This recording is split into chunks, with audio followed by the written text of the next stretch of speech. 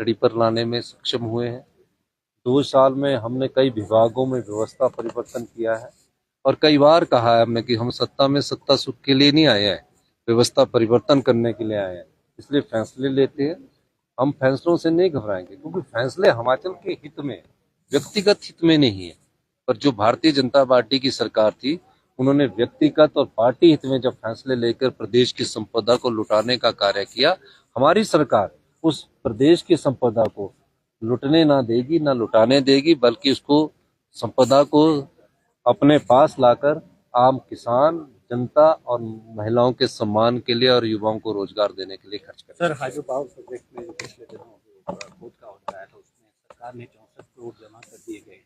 ये इन प्रोटेस्ट है क्या? नहीं, ऐसा होता है कि जब सरकार 64 करोड़ रुपया जब उसका आर्बिट्रेशन और सिंगल बेंच ने फैसला किया है, उसके पास एक नियम है जिसमें जो जिसने पैसे लेने होते हैं वो बोलता है कि आप किस प्रॉपर्टी का वो करेंगे। उस नियम के तहत उसमें आगे बात करते हैं और उसकी अपील तब सुनी जाती है जब उसके पैसे जमा होते हैं। तो उसमें पैसे जमा करने में थोड़ी सी देरी हुई, मैंने उसकी भी जानकारी प्राप्त की है।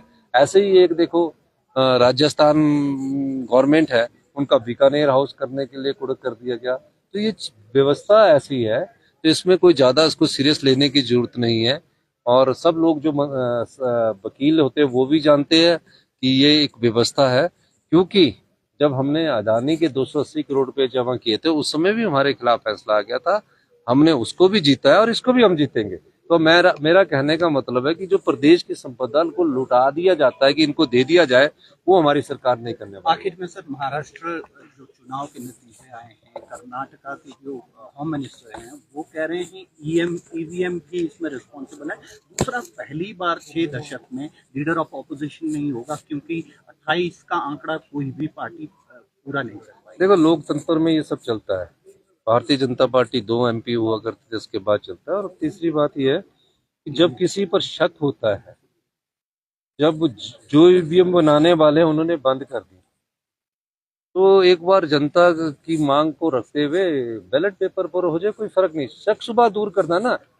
अब टेक्नोलॉजी तो कोई भी है, किसी भी टेक्नोलॉजी को हैक किया जा सकता है।